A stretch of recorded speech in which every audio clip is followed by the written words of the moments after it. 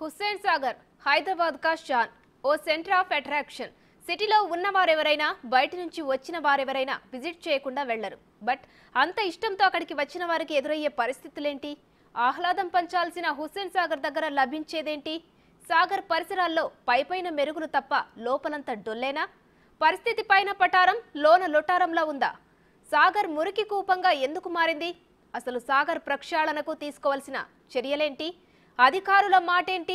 పర్యావరణవేత్తలు చెబుతున్నదేంటి?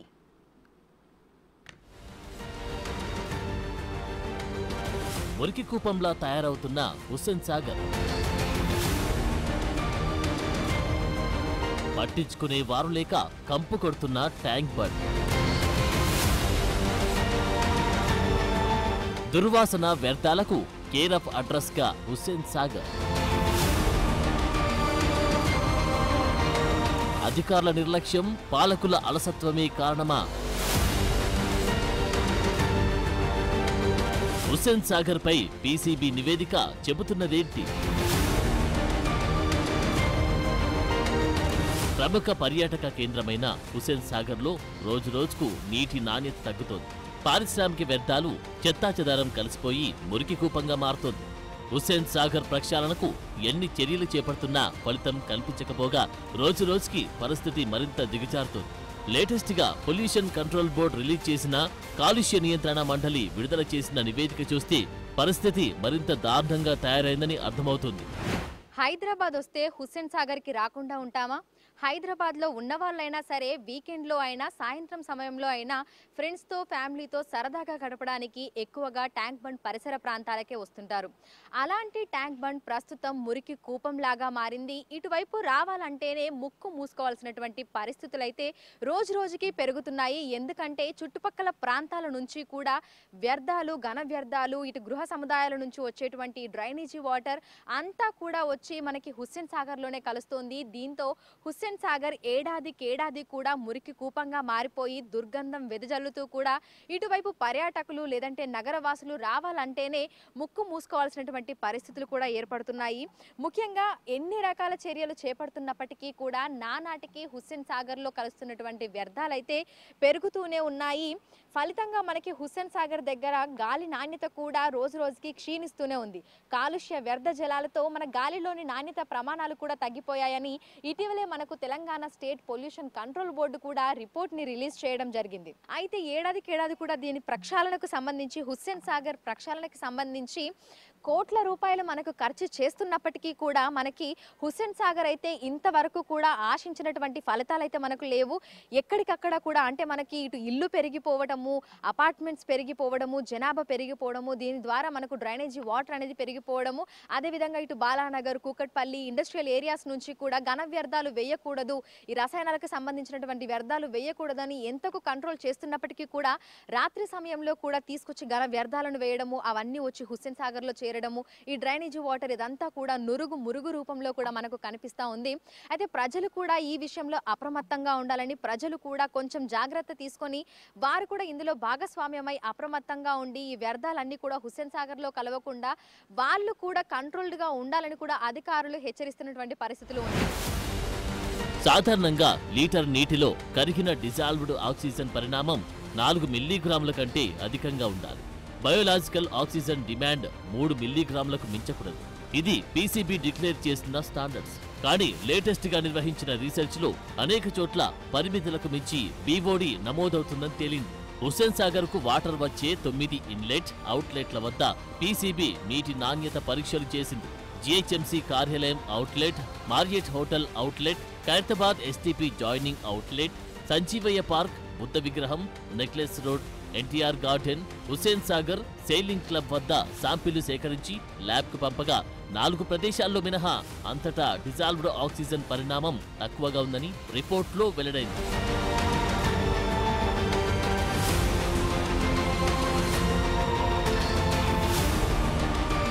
Latest గా నిర్వహించిన టెస్టులు వాటి ఫలితాలపై బిగ్ టీవీ పీసీబీ అధికారి ప్రసన్న కుమార్ను సంప్రదించింది. అయితే సాగర్ పరిస్థితి ప్రస్తుతం సరిగా లేదని ఆయన చెబుతున్నారు. నమస్తే సార్. సార్ మనం ఏడాదికి ఏడాది చూస్తున్నాము హుస్సేన్ సాగర్ ఇంకా ఇంకా మురికి కూపంగా మారుతోంది. ఇటు చుట్టుపక్కల ప్రాంతాల నుంచి ఇటు ఇండస్ట్రియల్ వేస్టేజ్ కావచ్చు, లేదంటే ఇటు డ్రైనేజ్ కావచ్చు, మొత్తం కూడా వచ్చి హుస్సేన్ సాగర్లోనే చేరుతుంది. దీంతో ఆ చుట్టుపక్కలకి మనం వెళ్ళాలంటేనే ముక్కు మూసుకొని వెళ్ళాల్సినటువంటి పరిస్థితులు ఉన్నాయి. ఎందుకు ఇంత దారుణంగా పరిస్థితి దిగజారుతుందంటారు? అంటే ఎక్కడైనా నీళ్లు మురుగునీళ్ళు ఉన్నప్పుడు ఆ మురుగునీళ్ళ మించి గాలి వచ్చినప్పుడు ఆ మురుగునీళ్ళలో ఉండే వాసన ఆ గాలి ద్వారా ఆ గాలి ఏ ప్రాంతానికి అయితే చేరుతుందో ఆ ప్రాంతం మొత్తానికి కూడా ఆ గాలిలో అంటే ఆ దుర్గంధం మనకి ఆ వాసన దుర్వాసన మనకి మనం ఎక్స్పీరియన్స్ చేస్తాం. అయితే హుస్సేన్ సాగర్లోకి వచ్చే నీళ్లు పై ప్రాంతంలో ఉండే మురుగునీళ్ళు వస్తున్నాయి హుస్సేన్ సాగర్కి. హుస్సేన్ సాగర్లోకి వచ్చే నీళ్ళని ట్రీట్మెంట్ చేయడానికి కోసం ట్రీట్మెంట్ ప్లాంట్స్ డిఫరెంట్ ప్లేసెస్లో కన్స్ట్రక్ట్ చేశారు, ఆపరేట్ కూడా చేస్తున్నారు. ఇంకా కొన్ని ప్లాంట్స్ కన్స్ట్రక్షన్లో ఉన్నాయి. అంటే నీళ్ళు హుస్సేన్ సాగర్లోకి చేరడం అనేది నార్మల్గా న్యాచురల్గా గ్రేడియంట్ ఉంది కాబట్టి, అది లోతట్టు ప్రాంతం కాబట్టి పై ప్రాంతంలో పడ్డ వర్షం నీళ్ళన్నీ కూడా కొట్టుకొని వస్తాయి. ఆ వర్షం నీళ్ళు ఎక్కడ పడుతున్నాయో ఆ ప్రాంతంలో ఉండే శుభ్రత అంతా కూడా ఆ నీళ్ళలో మనకి రిఫ్లెక్ట్ అవుతుంది, ప్రతిబింబిస్తుంది. అయితే ఇప్పుడు మన హుస్సేన్ సాగర్ అనే ఈ చెరువును చూసినప్పుడు ఈ చెరువుకి పై ప్రాంతం అంతా కూడా మనకి గృహ సముదాయాలే కనిపిస్తున్నాయి, ఇళ్ళే కనిపిస్తున్నాయి, లేకపోతే ఏదో ఒక కట్టడాలు ఉన్నాయి. ఈ కట్టడాలు అన్నిట్లోంచి వచ్చిన మురుగునీరు హుస్సేన్ సాగర్లోకి చేరుతుంది. అయితే ఎక్కడెక్కడి నుంచి అయితే చేరే అవకాశం ఉందో అక్కడ అన్ని చోట్ల ట్రీట్మెంట్ ప్లాంట్స్ కన్స్ట్రక్ట్ చేసుకుంటూ వస్తున్నారు. అయితే ట్రీట్మెంట్ ప్లాంట్స్ కెపాసిటీ వ్యర్థాలు ఎప్పటికప్పుడు పెరుగుతూ పోతుంటాయి. ఎందుకంటే పై ప్రాంతంలో గృహ సముదాయాలు పెరుగుతూ పోతుంటాయి కాబట్టి ఆ వ్యర్థాలు చిన్న ఇల్లు కాస్త మల్టీ స్టోరీడ్ బిల్డింగ్ అయినప్పుడు మల్టీ స్టోరీడ్ బిల్డింగ్లోంచి వచ్చే చెత్త అంతా ఎన్నో రెట్లు ఎక్కువ ఉంటుంది ఒక ఇంట్లోంచి వచ్చే చెత్త కంటే.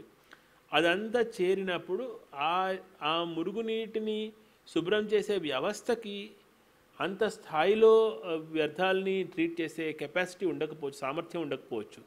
అప్పుడు ఏం చేస్తారంటే ఎప్పటికప్పుడు కొత్త ట్రీట్మెంట్ ప్లాంట్స్ కన్స్ట్రక్ట్ చేయడానికి ప్రయత్నం చేస్తారు. ఇలా డిఫరెంట్ ప్లేసెస్లో ట్రీట్మెంట్ ప్లాంట్స్ కన్స్ట్రక్ట్ చేయడానికి ప్రయత్నం చేస్తారు. ప్రస్తుతం మనం చూస్తే మనకు హుస్సేన్ సాగర్ చుట్టుపక్కల ఎన్ని ఎస్టీపీలు ఉండటం, ప్రస్తుతం ఎన్ని ఉన్నాయి సార్ ఎస్టీపీలు? మనకు 3 దాకా ఎస్టీపీస్ సామర్థ్యంగా పనిచేస్తున్నాయి. ఇంకా కొన్ని మనకి ట్రీట్మెంట్ ప్లాంట్స్ కన్స్ట్రక్షన్లో ఉన్నాయి, అవి కూడా మనకి అందుబాటులోకి వచ్చే అవకాశం ఉంది. పొల్యూషన్ కంట్రోల్ బోర్డు అంటే ప్రతిరోజు కూడా అక్కడ పరిస్థితి ఏ విధంగా ఉంది ఏంటి అనేది మానిటరింగ్ చేస్తూ ఉంటారు కాబట్టి మామూలుగా అయితే మనకు ఏ విధంగా ఉండాలి? ప్రస్తుతం హుస్సేన్ సాగర్లో చూసుకున్న చుట్టుపక్కల పరిసర ప్రాంతాలు చూసుకున్న కాలుష్యం ఏ విధంగా ఉంది, అక్కడ ఆక్సిజన్ లెవెల్స్ ఏ విధంగా ఉన్నాయి సార్?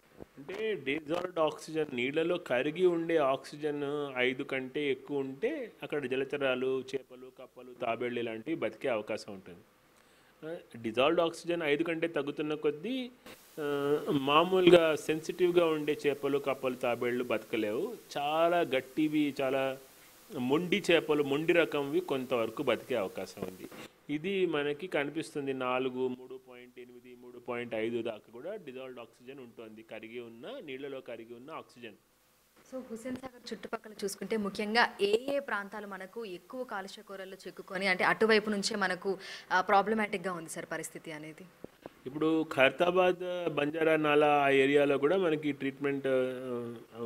ట్రీట్మెంట్ కంటే ముందు ఆ నీళ్ళ వాటర్ చూస్తే క్వాలిటీ ఆఫ్ వాటర్ కొంచెం BOD లెవెల్స్ ఎక్కువ ఉన్నాయి. అలాగే కుకట్పల్లి నాలా వైపు కూడా మనకి ఎక్కువ ట్రీట్మెంట్ అవసరం ఉంది అనిపిస్తుంది, ఎందుకంటే నీటి కాలుష్యం స్థాయి కొంచెం హయ్యర్ లెవెల్లో ఉంటుంది.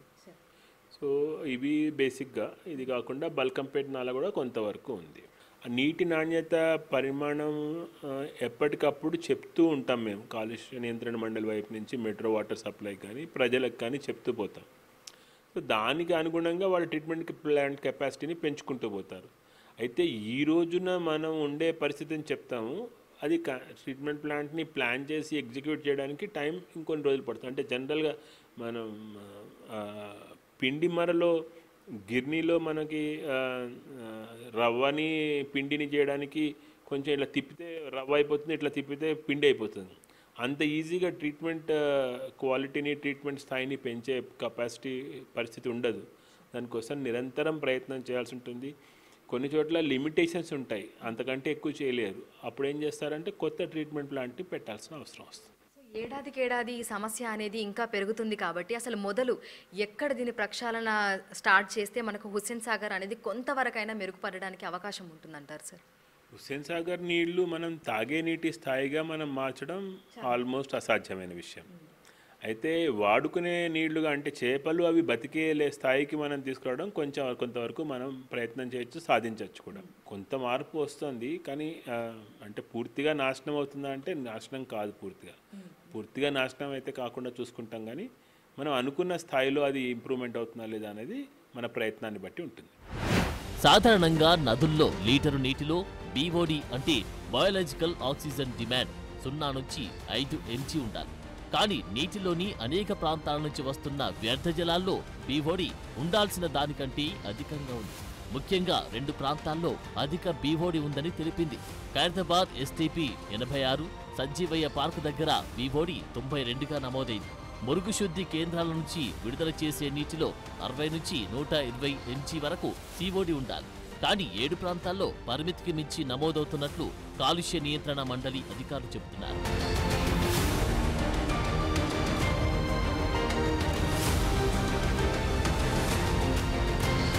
నిజానికి ఇళ్ల నుంచి వచ్చే వ్యర్థ జలాలతో పాటు చిన్న పరిశ్రమల నుంచి వచ్చే ఘన పదార్థాలు వ్యర్థ జలాలతో మురికి కూపంగా మారుతోంది హుస్సేన్ సాగర్. ట్యాంక్ బండ్లోకి అనేక ప్రాంతాల నుంచి నాలల ద్వారా డ్రైనేజీ వాటర్ వస్తుంది. అది ట్యాంక్ బండ్లోకి చేరాకే బయటకు వెళ్తుంది. వివిధ ప్రాంతాల నుంచి వచ్చే నాలల నుంచి కేవలం మురికి నీరు మాత్రమే కాదు, అందులోనే ప్లాస్టిక్ వ్యర్థాలు, బట్టలు, చెత్త చెదారం వంటివి వచ్చి ట్యాంక్ బండ్లోనే చేరుతున్నాయి. మరి వీటినైనా వెంటనే తీసేస్తున్నారా అంటే అది లేదు. ఏదో నామమాత్రంగా క్లీన్ చేస్తున్నారు.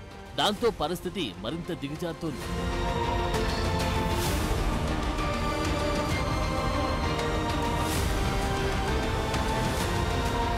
నగరంలో ముఖ్యంగా కూకట్పల్లి నుంచి వచ్చే జలాల్లో అధిక మోతాదులో కాలుష్యకారకమైన వ్యర్థాలు వస్తున్నాయని పీసీబీ అధికారులు చెబుతున్నారు. ఎస్టీపీల దగ్గర నీటిని క్లీన్ చేసి వదులుతున్నారు. కానీ ఎస్టీపీల నిర్మాణం కొన్ని చోట్ల మాత్రమే జరిగింది. ఎస్టీపీల నిర్మాణం ఉన్న దగ్గర వాటర్లో వ్యర్థాలను తొలగిస్తున్నారు. కానీ మరికొన్ని చోట్ల ఎస్టీపీలు లేకపోవడం, ఆ ప్రాంతాల నుంచి వ్యర్థ జలాలు ఎక్కువగా ఉండడంతో వాటర్ ఎక్కువగా పొల్యూట్ అవుతుందని చెబుతున్నారు. హుస్సేన్ సాగర్లోకి వ్యర్థాలు ఎక్కడెక్కడి నుంచి వచ్చి అయితే కలుస్తున్నాయో అక్కడే కట్టడి చేయాలని పర్యావరణవేత్తలు చెబుతున్నారు. కఠిన చర్యలు తీసుకుంటే తప్ప సాగర్ ప్రక్షాళన కాదంటున్నారు. ప్రస్తుతం మనతో పాటు ప్రముఖ పర్యావరణవేత్త సాగర్ దారా గారు ఉన్నారు. మిగతా విషయాలను ఆయన మాటల్లోనే అడిగి తెలుసుకుందాము. నమస్తే సార్. సార్, హైదరాబాద్కి ఎవరు వచ్చినా ఫస్ట్ గుర్తొచ్చేది హుస్సేన్ సాగర్, బుద్ధుడి విగ్రహం, రావాలి చూడాలి అని చెప్పేసి అని అనుకుంటూ ఉంటారు. కానీ ఏడాదికేడాది మనం చూస్తుంటే అటువైపు వెళ్ళాలంటేనే ముక్కు మూసుకోవాల్సినటువంటి పరిస్థితి. ఏడాదికేడాది కూడా కాలుష్యం పెరుగుతుంది. డ్రైనేజీ వాటర్ కావచ్చు, వ్యర్థాలు కావచ్చు, మొత్తం మురికి కూపంలాగా అయిపోతుంది. ఎందుకంటారు? ఈ చెరువు అసలు నిజంగా ఒకప్పుడు 20 స్క్వేర్ కిలోమీటర్లు చెరువు. ఏమైందంటే ఈ చెరువు దాదాపు ఒక 80 సంవత్సరాల క్రితం దాకా ఈ మంచినీళ్ళ చెరువు ఇది. ఇక్కడి నుంచి మంచినీళ్ళు ఏర్పాటు చేసేవారు కార్పొరేషన్ వాళ్ళు. అది మెల్లగా ఏమైందంటే ఈ చెరువుని ఆక్రమించుకున్నాం మనం అంటే హైదరాబాద్లో ఆక్రమించుకున్నాం. దాని తర్వాత చెరువులోకి కాలుష్యం పంపించాం. ఈ ముఖ్యంగా కాలుష్యం ఎక్కడి నుంచి వస్తున్నదంటే కుక్కట్పల్లి అటువైపు ఇండస్ట్రియల్ ఏరియా నుంచి ఒక కుక్కట్పల్లి నాలా ఉన్నది. అక్కడ 5 ఇన్లెట్స్ ఉన్నాయి ఈ చెరువుకి. దాంట్లో ఒక ఇన్లెట్ ఏమో దాన్ని కుక్కట్పల్లి నాలా అంటారు. ఆ కుక్కట్పల్లి నాలా ద్వారా నీటి కాలుష్యం జరుగుతున్నది. ముఖ్యంగా ఎట్లాంటి కాలుష్యం జరుగుతున్నదంటే అన్నిటికన్నా డేంజరస్ కాలుష్యం ఏంటంటే అక్కడ కొన్ని క్యాన్సర్ కాజింగ్ సబ్స్టెన్సెస్ వస్తున్నాయి. ఎందుకంటే ఆ నీటిని అనలైజ్ చేసిన తర్వాత దాంట్లో బిహెచ్సిను లిండేన్ ఉన్నదని తెలిసింది. ఇదొకటి. రెండోది ఏంటంటే హెవీ మెటల్స్ కొన్ని ఉన్నాయి దీంట్లో. వీటి వలన డెఫినెట్లీ ఒక ఎలివేటెడ్ క్యాన్సర్ రిస్క్ ఉన్నది. ఇది మేము 2005లో సుప్రీంకోర్టు కమిటీలో ఉండగా ఇది మాకు అనలైజ్ చేసి మేము ఆ రిపోర్ట్లో రాసాం. అది కాక సిటీ నుంచి ఈ మిగతా ఏంటి 4 డ్రైనేజెస్ నుంచి 5వ డ్రైనేజ్ నుంచి కూడా కుక్కట్పల్లి నాలాలోంచి మరి బయోలాజికల్ మెటీరియల్ వస్తున్నది. ఆ బయోలాజికల్ మెటీరియల్ అది అంత డేంజరస్ కాదు, కానీ అది కూడా చాలా మటుకు వస్తున్నది. అసలు పొల్యూషన్ కంట్రోల్ బోర్డు ఏం చేయాలంటే, పొల్యూషన్ కంట్రోల్ బోర్డే పొల్యూషన్ని కాలుష్యాన్ని కంట్రోల్ చేయాలన్నమాట. వాళ్ళ దగ్గర పవర్స్ కూడా ఉన్నాయి చేయడానికి. మరి వాళ్ళు చేస్తున్నారా లేదా అది మీరే గమనించాలి. ఇప్పుడు మేము రిపోర్ట్ రాసిన తర్వాత ఇప్పటిదాకా చెరువు బాగోలేదంటే అంటే ఏమిటి, పొల్యూషన్ కంట్రోల్ బోర్డు ఫెయిల్ అయిందనమాట. అయితే వాళ్ళు చెప్తున్నది ఏంటి, పొల్యూషన్ కంట్రోల్ బోర్డు వాళ్ళు చెప్తున్నది ఏంటంటే మనకి సాగర్ చుట్టుపక్కల ఏవైతే ప్రాంతాలు ఉన్నాయో అవన్నీ కూడా అప్గ్రేడ్ అవ్వడము, ఇల్లు పెరిగిపోవడము, అపార్ట్మెంట్లు పెరిగిపోవడము, అక్కడి నుంచి వచ్చేటువంటి ఏదైతే డ్రైనేజీ వాటర్ కానీ ఆ గృహ సముదాయాల నుంచి వచ్చేటువంటి వ్యర్థాలు ఏవైతే ఉన్నాయో అవన్నీ ఎక్కువ మోతాదులో వచ్చి కలిసిపోతున్నాయి, దానివల్ల ఇలా అవుతుంది అనేది వాళ్ళు చెప్తున్నటువంటి మాట. దీని మీద మీరేమంటారు? నిజమే, దాన్ని ఎందుకు కంట్రోల్ చేయలేదు? వాళ్ళ దగ్గర పవర్స్ ఉన్నాయి కదా, కంట్రోల్ ఎందుకు చేయలేదు? ఒకప్పుడు చూసిన సాగర్కి ఇప్పుడు చూస్తున్న సాగర్కి ఆ డిఫరెన్స్ అంటే ఎందుకు ఏడాదికి ఏడాది ఇది ఇట్లా అవుతుంది అంటారు? ఎక్కడ మనకి పర్యవేక్షణ అనేది లోపిస్తుంది అంటారు? Basically pollution control board and ప్రభుత్వానికి ఆ విల్ పవర్ ఉండాలి. ఆ విల్ పవర్ నాకు కనిపించట్లేదు. అక్కడ ఉన్న ఏంటి సోకాల్డ్ టెంపరీ స్ట్రక్చర్స్ని తీసేయండి అని చెప్పాం. ఓకే, తీసేసారా? ఆ సోకాల్డ్ టెంపరీ స్ట్రక్చర్స్ ఎక్కువ అయ్యాయి. ఓకే, సాగర్ చుట్టుపక్కల. ఓకే, మేము ఏంటి ఈ గణేష్ విగ్రహాలని మీరు అక్కడ తీసుకెళ్ళి విసర్జన చెయ్యొద్దు అని చెప్పాం. ఆ గణేష్ విగ్రహాలు మీరు మెల్లగా షిఫ్ట్ చేయండి అక్కడి నుంచి. ఆ గణేష్ విగ్రహాల్లో మెటల్ స్ట్రక్చర్స్ ఉండకూడదు, పెయింట్ ఉండకూడదు. మీరు మ్యాక్సిమం ఏంటంటే అది 1 మీటర్ గణేష్ విగ్రహమే ఉండాలి, అది మట్టితోటి తయారు చేయాలి. ఇట్లా చాలా చాలా రికమెండేషన్స్, దాదాపు ఒక 30-40 రికమెండేషన్స్ మేము చేసాం. అవి ఏమన్నా పాటించారా వాళ్ళు? నాకు కనిపించట్లేదు పాటించారని. అప్పుడు విగ్రహాల గురించి కొంచెం ఏదో కనిపిస్తున్నది, కానీ మిగతా విషయాల గురించి నాకు ఏమీ కనిపించట్లేదు. హుస్సేన్ సాగర్ క్లీన్ అవ్వడానికి ఏం చేస్తే బాగుంటుంది అంటారు? యాజ్ ఎ ఎన్విరాన్మెంటలిస్ట్గా మీరు ఏం సూచనలు చేస్తారు? ఏం చేస్తే ఇంకొన్ని సంవత్సరాలైనా సరే అది మెరుగుపడే అవకాశం ఉంది అంటారు? మొదటి సంగతి పొల్యూషన్ కంట్రోల్ని బంద్ చేయండి. బోర్డునే బంద్ చేయాలి. ఎందుకంటే వాళ్ళు కంట్రోల్ చేయలేకపోతే ఏంటి, వాళ్ళు అసమర్థులని తెలిసిపోయింది. అవునా? ఇది ఇప్పుడు కాదు, ఇది 2007లోనే రాజమణి గారు, farmer secretary ministry of environment, నేను ప్రైమ్ మినిస్టర్కి ఒక పెద్ద రిపోర్ట్ ఒకటి రాసాం. ఓకే, దాంట్లో ఒక మెయిన్ రికమెండేషన్ ఇది, పొల్యూషన్ కంట్రోల్ బోర్డ్ని బంద్ చేయండి. పొల్యూషన్ కంట్రోల్ పవర్స్ని మీరు మున్సిపాలిటీస్కిను, లోకల్ సెల్ఫ్ గవర్నమెంట్స్ అంటే జిల్లా పరిషత్స్కిను, పంచాయత్స్కి ఇవ్వండి అని చెప్పాం. సో మొదటి సంగతి ఏంటంటే పొల్యూషన్ కంట్రోల్ బోర్డ్స్ని బంద్ చేయండి. రెండోది ఏంటంటే ఈ చెరువుని మేనేజ్ చేయడానికి ఒక యూనిఫైడ్ ఆర్గనైజేషన్ స్థాపించండి. అది కూడా ఒక రికమెండేషన్, మేము రాసిన రిపోర్ట్లో అది కూడా ఒక రికమెండేషన్. మూడోది ఏంటంటే ఇదేంటి, ఈ కాలుష్యం కంప్లీట్లీ బంద్ చేయండి అక్కడ. అంటే నాలాలని మనం మళ్లించడము అంటారా? అంటే ఇందులో నాలాల్లో వచ్చే పొల్యూషన్ని మీరు పొల్యూషన్ అంటే ఆ కాలుష్యం రాకుండా, చెరువులోకి రాకుండా చేయండి, చేయగలరు. సో ఈ మూడు అంటే మీరు చెప్పిన ఈ 3 సజెషన్స్, ఈ సూచనలు పాటిస్తే హుస్సేన్ సాగర్ రానున్న సంవత్సరాల్లో కొంతవరకైనా మెరుగుపడవచ్చు అని చెప్పేసాను అంటారా? 100% అవుతుంది. ఇది ఒక హైదరాబాద్లోనే కాదు, ఇది మిగతా లేక్ సిటీస్లో కూడా ఇదే సంగతి అవుతున్నది, బెంగళూరులో కూడా ఇదే అవుతున్నది. సో మనం చూసుకున్నట్లయితే కూడా ఇటు మనకి హుస్సేన్ సాగర్లో ఏడాదికి ఏడాది ఏదైతే ఈ వ్యర్థాలు పెరిగిపోతున్నాయో అవి తగ్గి కొంతవరకైనా సరే హుస్సేన్ సాగర్ ప్రక్షాళన కావాలంటే మాత్రం ప్రభుత్వం చర్యలు తీసుకోవాల్సినటువంటి అవసరం ఉంది. అదేవిధంగా ప్రజల్ని కూడా ఇందులో భాగస్వామ్యం చేయాల్సినటువంటి అవసరం ఉంది. సమస్య ఎక్కడైతే మొదలవుతుందో అక్కడి నుంచి మాత్రమే దానికి పరిష్కారం ఉంటుందని కూడా పర్యావరణవేత్తలు చెప్తున్నటువంటి మాట. ట్యాంక్ బండ్ను పూర్తిగా క్లీన్ చేస్తామని ప్రభుత్వం పెద్దలు కంకణం కట్టుకున్నా కూడా అధికారుల నిర్లక్ష్యం మాత్రం కొట్టొచ్చినట్టు కనిపిస్తోంది. చెత్తా చెదారం తొలగించడంలో అధికారులు అలసత్వం ప్రదర్శిస్తున్నారు. ముఖ్యంగా ట్యాంక్ బండ్లు ప్లాస్టిక్ వ్యర్థాలు బట్టల వంటివి ఎక్కువగా కనిపిస్తున్నాయి. నగర వాసులు కూడా వాటిని డ్రైనేజీల్లో పడేయకుండా కనీస బాధ్యతగా వ్యవహరించాల్సిన అవసరం ఎంతైనా ఉంది. నెక్లెస్ రోడ్డు వైపు చూస్తే ఎక్కడికక్కడ చెత్తా చెదారంతో కంపు కొడుతూ కనిపిస్తోంది. ఏడాదికేడాది కోట్లు ఖర్చు చేస్తున్నామని చెబుతూ ఉన్నా ఎటువంటి ఫలితాలు కనిపించడం లేదు. పరిస్థితి ఇంకా అధ్వానంగా అవ్వకుండా ఉండాలంటే ఇప్పటికే అధికారులు మేల్కొని చర్యలు చేపట్టాల్సిన అవసరం ఉంది. అట్ ద సేమ్ టైం నగరవాసులు కాస్త బాధ్యతతో వ్యవహరించి నాలాలు, ఓపెన్ ప్లేస్లలో చెత్తా చెదారం వేయకుండా ఉంటే వారి పని కాస్త తగ్గుతుంది.